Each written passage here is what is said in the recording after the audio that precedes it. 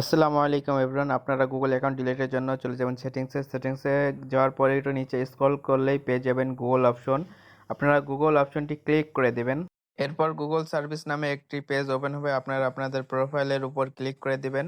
এরপর Google account অপশনে click করবেন।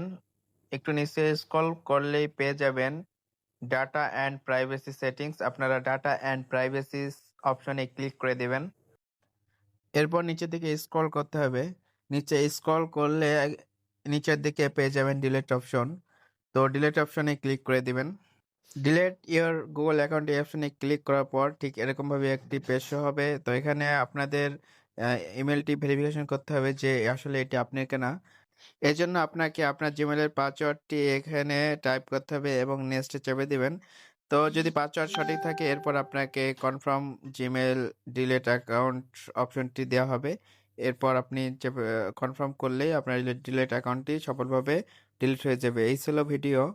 তো আমি আমার অ্যাকাউন্টটি ডিলিট করব না, বিধায় আমি বাকি স্টেপগুলো দেখালাম না। আপনারা বাকি স্টেপগুলো অবশ্যই পূরণ করে নেবেন।